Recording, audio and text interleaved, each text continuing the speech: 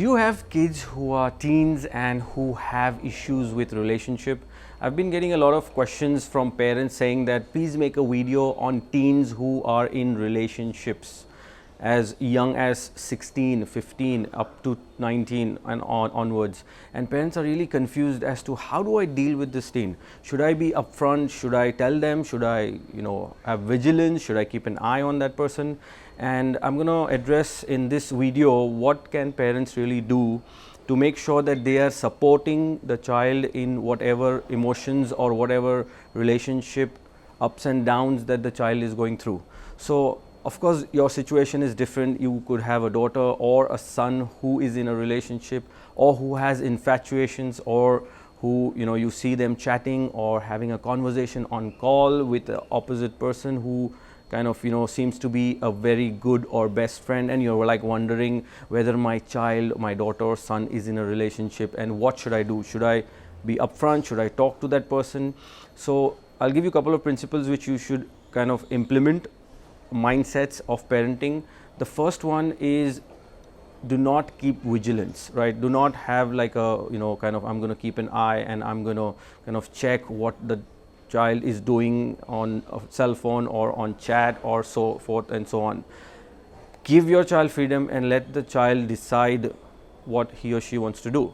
Second is do not play some hide and seek game. What do I mean is a lot of parents or fathers and mothers say, I'm going to pretend, I'm going to think, I'm going to let the child know that I don't know, and I will watch the chats, or I will open the phone and we will have a policy where nobody keeps any kind of passwords on their phone. Please do not play hide and seek. So do not have vigilance and do not play hide and seek means be very open to your child. If you sense that my child is in a relationship, if you sense that there is a best friend, they are young, they are teens, they will have feelings, they will have infatuation, they will have attraction towards the opposite sex. It's normal feeling.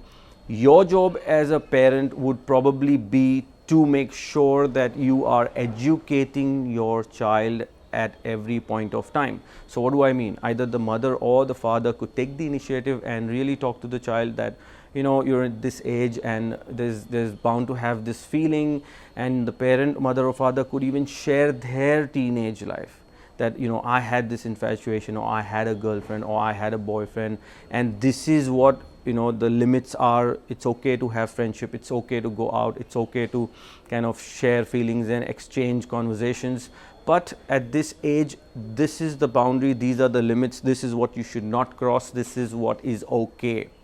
So as children we get confused with feelings, emotions, hormonal changes, biological changes, and the child needs constant support. If the mother or father is not being proactive and communicating, educating, reminding, loving, caring with the child, and being very open, sitting the child down and really having a heart-to-heart conversation with the child about feelings, about relationship, about sex, about other things in their life, then there is always a feeling of discomfort.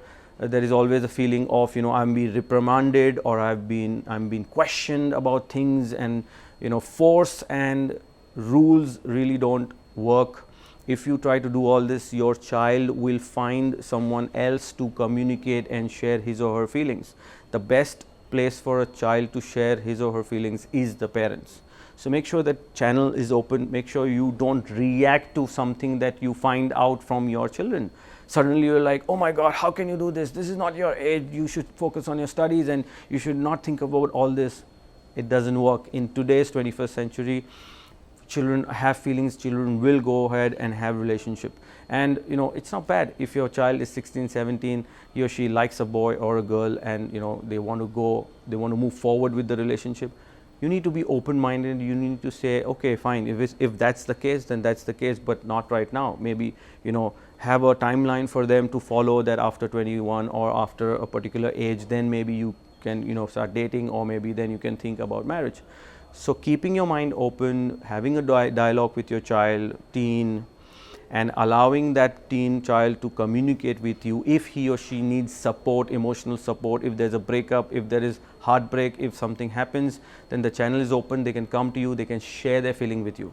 When they do that, that is the best and most healthiest way that the parent can guide, support, love, care. You know, there's sometimes a lot of stress, there is sometimes anxiety, there is sometimes depression. So at that point of time, the child is vulnerable.